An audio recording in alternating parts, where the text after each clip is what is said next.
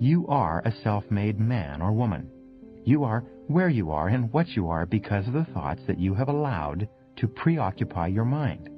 Whatever you've dwelled upon over the months and years, you have become, and you are, right now, today. Your thoughts are the guidance mechanism of your life. So control your thoughts. And when you control your thoughts determine your feelings. And I'll tell you why. It's because it is the thought that creates the feeling. It's how you think about something that is happening in your life that triggers the emotion. The way you explain things to yourself largely determines your emotions, largely determines your thoughts, your reactions, your responses, largely determines the total quality of your life. We become worried, we become fearful, we become concerned and anxious, or on the other hand, we become happy and inspired. Things happen and we react, we think, and we say, well, of course I'm upset. You'd be upset too if you had the same experiences.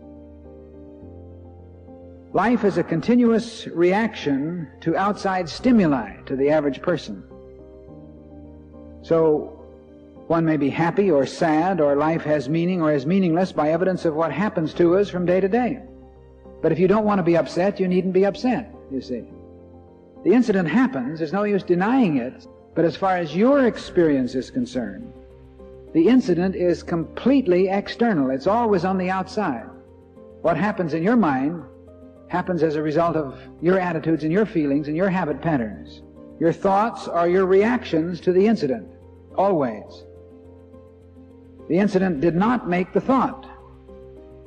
It is your mind, and you have been thinking and reacting in thought according to the level of your consciousness. When was the last time you said, he makes me so mad? Or that just teased me off? And of course, this is not correct at all. No one ever makes you mad. No one ever gets you upset. As I say often, you are upset because you're upsettable. You're angry because you have a anger consciousness that is touched like a little red button that causes it to blow up within yourself. But the anger is already within. Someone says something about you that you don't like. Someone behaves towards you in a way that you find offensive. Somebody does something or says something to you that you feel hurt by. And out of you comes anger, hatred, bitterness, tension, fear, anxiety, stress. And immediately you say, the reason that comes out of me is because of how he said it, or the way that she said that, or because they did that. But the truth is, the reality is, that what comes out is what's inside. So you react in thinking to the level, according to the level of your attitudes, according to your consciousness. Some of us are completely unaware of the fact that we have the power to control the kind of thoughts that run rampant in our minds. To realize that it is your mind. Therefore, you have to ask yourself the question from time to time.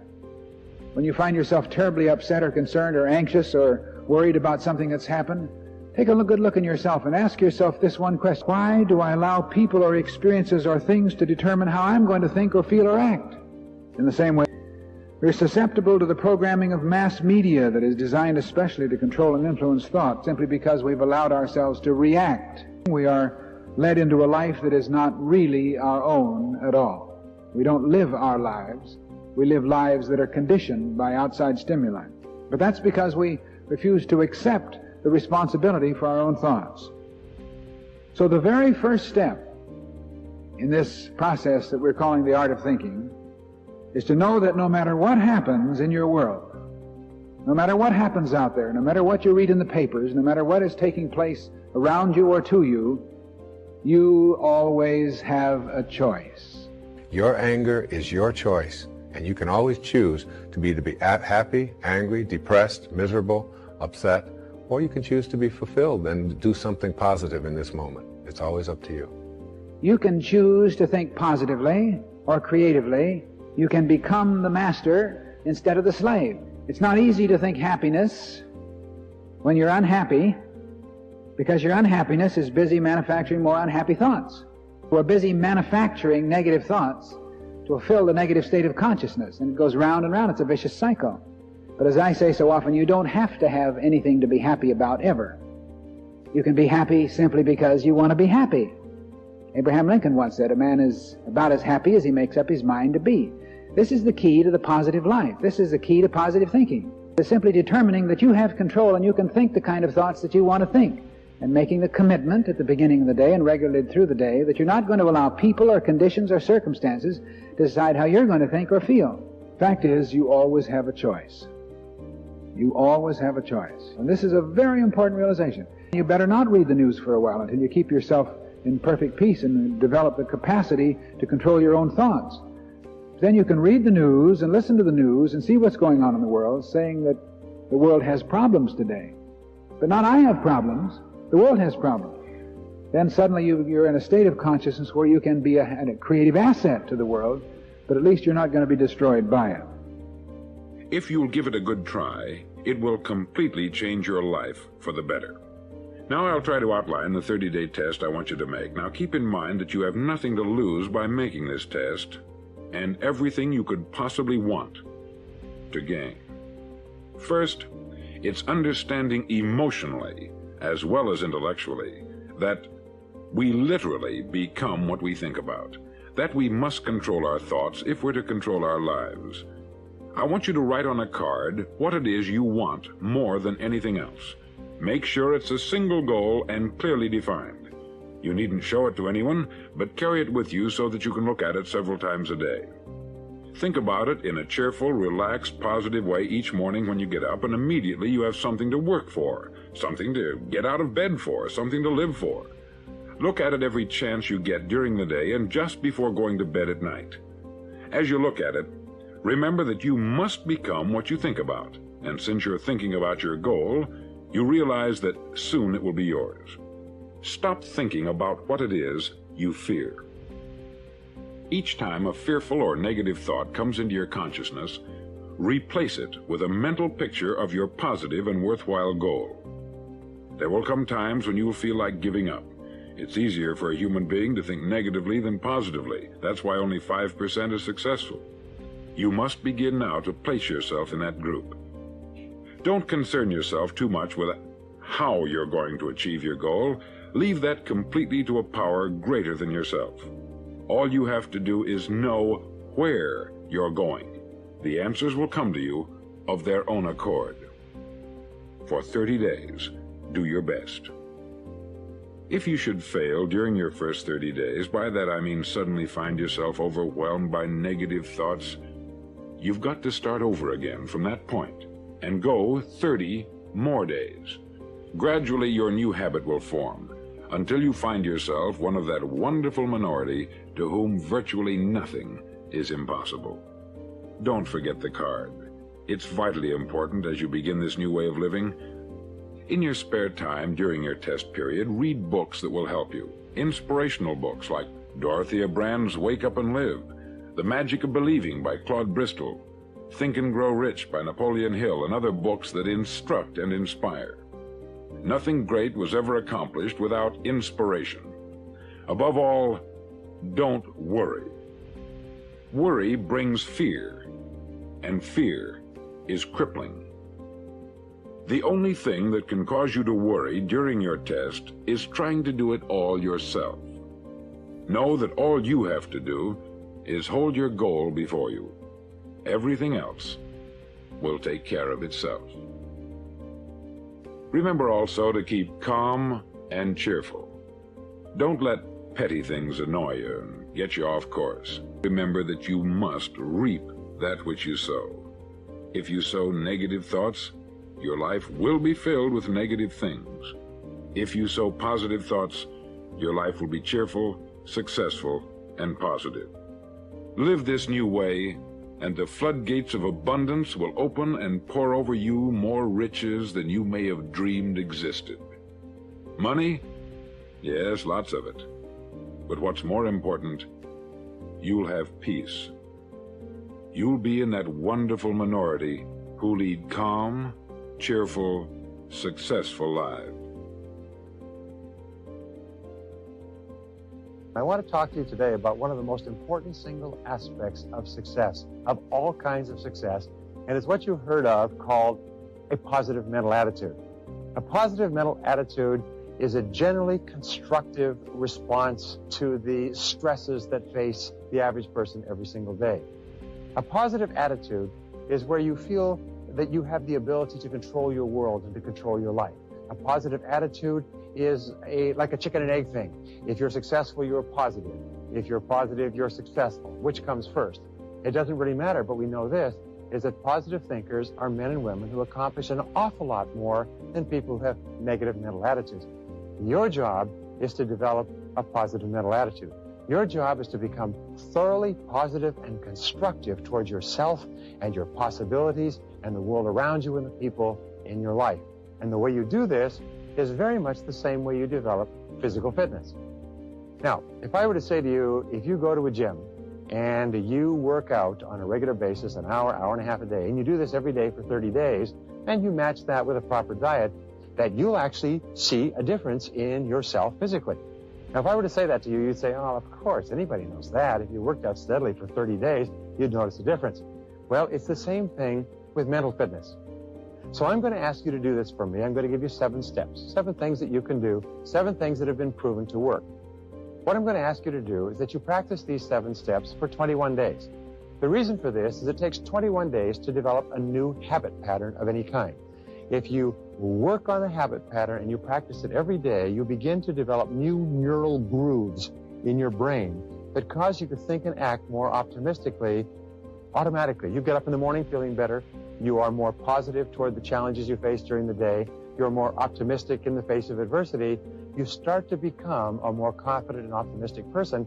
And when you do, you'll find your whole life will open up around you like sunshine on a bright morning. There's 7 basic steps to mental fitness. If you practice all of these steps together, what will happen to you is incredible.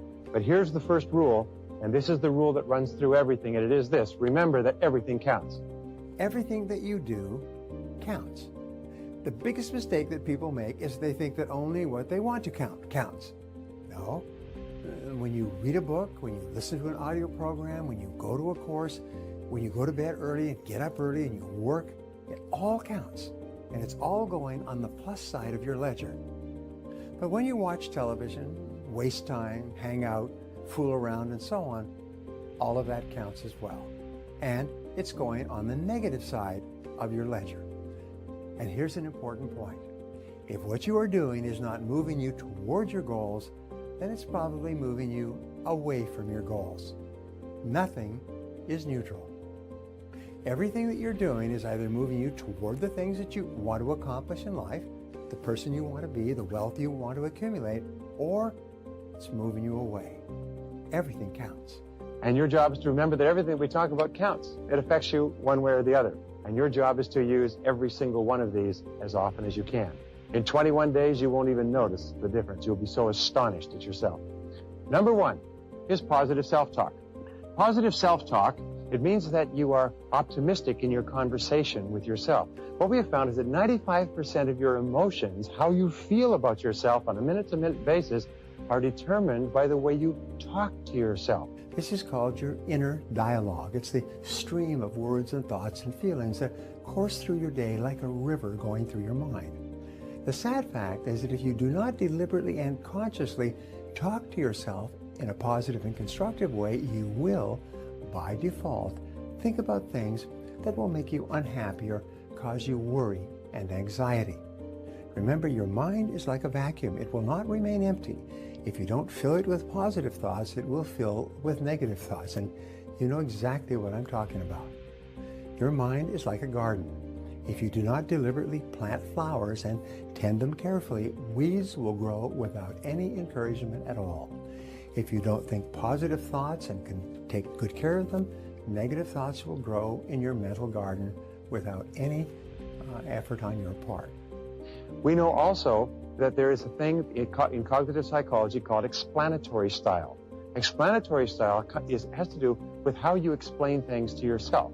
We know that successful people, positive people, are people who explain things to themselves in a positive way.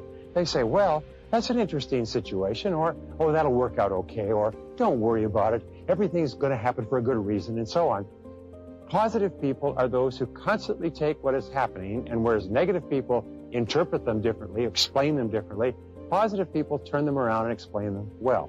W. Clement Stone, one of the richest men in the world, said that one of the keys to his success was to look at every adversity and immediately say, that's good, and then to find something in it that was good. So, The second part of positive self-talk is to control your inner dialogue. And here's the key to positive self-talk. It's one of the most important parts of modern psychology, and it's the use of affirmations. Now, affirmations are positive statements that you make to yourself about yourself and your world. My favorites are, I like myself. I like myself. I can do it. I can do it. I feel terrific. I am responsible. This is how top people think most of the time. Affirmations are the key. With affirmations, your potential as a person is unlimited.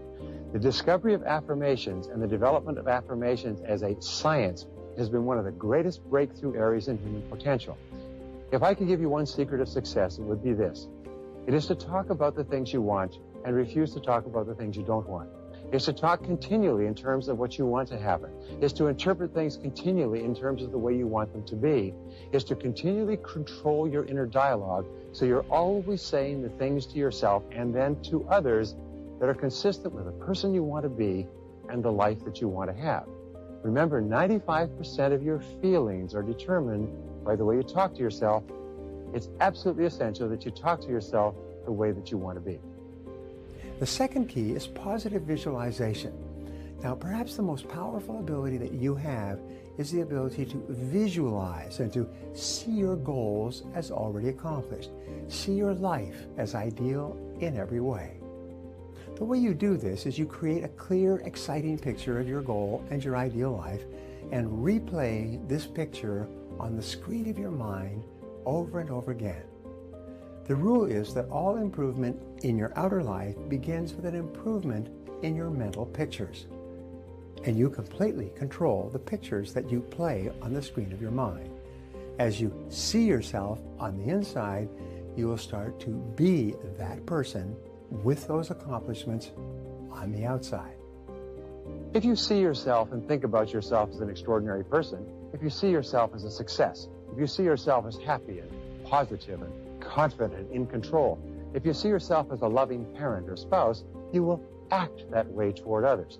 So therefore, all improvement in your life begins with an improvement in your mental pictures, with you consciously and deliberately selecting the pictures that you're going to allow your mind to dwell upon. And that word dwell is terribly important. When you dwell upon a picture, your subconscious mind, just as with affirmations, accepts the picture as a command and goes to work to bring that picture into your reality. It's the most phenomenal thing. Your subconscious mind controls your reticular activating system or your reticular cortex as well. Your reticular activating system is very interesting. It's a small part of your brain that controls all incoming impulses. Let me give you an example. If you've ever thought that you're going to buy a red sports car, you send a signal to your brain that red sports cars are now important to you. Your reticular activating system suddenly activates all of your senses so that wherever you go, you see red sports cars everywhere. Every time you turn around, you see them turning the corner, you see them parked, you see them in parking lots, you see them in newspapers and magazines, you see them everywhere. If you begin to tell your brain that you intend to be a great success in your field, that you are going to move to the top, that you're going to be one of the most esteemed people in what you do, if you're going to make a lot of money, whatever it happens to be, this is accepted as a command. The reticular cortex switches on all these switches, and from then on, you begin to see all kinds of possibilities that help you move toward achieving that goal. Why is it that successful people move so rapidly toward achieving their goals? It's very simple. It's because they're thinking all the time, and as a result of thinking about what they want, they see all kinds of opportunities around them to achieve them. The average person doesn't even see, because the average person is so worried about how little money they have and how much their bills are, all the problems are, and the more they think about those things, the more they get them. So, with regard to positive visualization, see yourself as you desire. And what will happen is your subconscious mind will say, well, this must be a command, this must be what you want, so it goes to work and it coordinates your words, actions, thoughts, activities, emotions, and so on, so they're consistent with achieving and bringing that mental picture into your reality. If you interview successful people and you ask them on a regular basis, what do you think about? What are you thinking about now? You find that successful people are always thinking constructive, positive, creative thoughts that help them to be more successful. And if you interview negative people who aren't doing very much with their lives, you ask them what are they thinking about, they're always thinking about negative, hurtful, destructive, angry, resentful, worrying thoughts. And surprise, surprise, the more they think about them and worry about them, the more they draw them into their lives. Be careful. Your mind is very, very powerful. Now, the next technique, number 3, is positive mental food. Just as your body is healthy to the degree to which you eat healthy, nutritious foods, your mind is healthy to the degree to which you feed it with mental protein rather than mental candy. Read books, magazines, and articles that are educational, inspirational, or motivational. Feed your mind with information and ideas that are uplifting and that make you feel happy and more confident about yourself and your world. Listen to positive, constructive CDs and audio programs in your car and on your MP3 player or iPod. Feed your mind continually with positive messages that help you think and act better and make you more capable and competent in your field. Watch positive and educational DVDs, educational television programs, online courses, and other uplifting, enriching material that increases your knowledge and makes you feel good about yourself and your life. Did you know that every time you learn something new that you feel can help improve your life, your brain releases endorphins, which are called nature's happy drug, and you actually feel happier?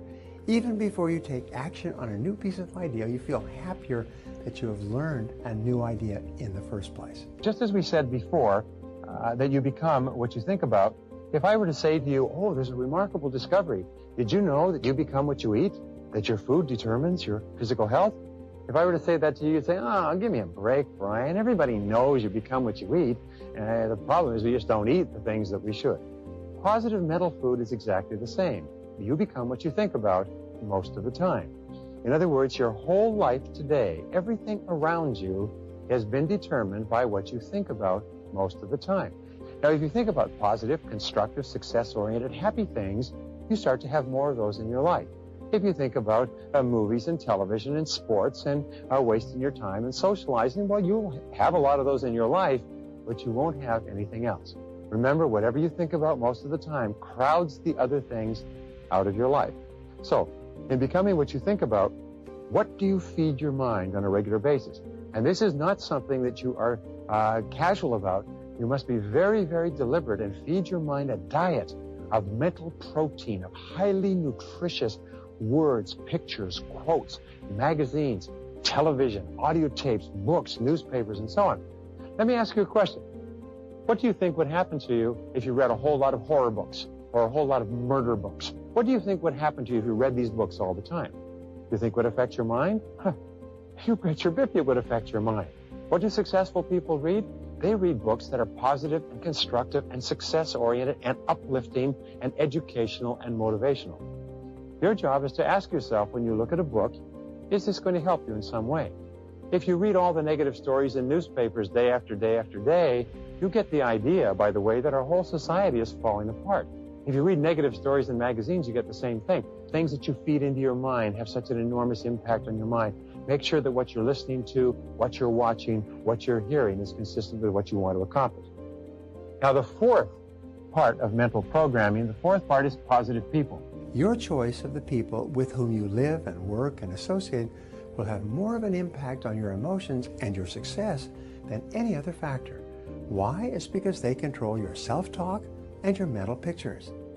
So decide today to associate with winners, with positive people, with people who are happy and optimistic and who are going somewhere with their lives. And extensive studies at Harvard came up with an expression called your reference group. Now, your reference group are the people that you think yourself to be like. When you're growing up, your first reference group is your family, then it's your school, and then you grow up and you join clubs and associates, and sometimes you go to church, or eventually join a political party, or you join a career. And each time, the people in that field are your reference group. You have to think about this question. What people do you most identify with? What people do you most consider yourself to be like, to be one of? They're like me, I'm like them. What do we know about high-performing men and women? Is that their reference group from a very early age are the most successful people in their field. They're the most admirable people. They're the most positive people. They're the kind of people that they admire and want to be like. What is your reference group? Who do you socialize with? Who do you go for lunch with? Who do you go out for dinner with? Who do you like to read about, talk about? Who is your reference group? Because it will determine your life and your success as much as anything else. And your reference group has got to be winners. Get around winners.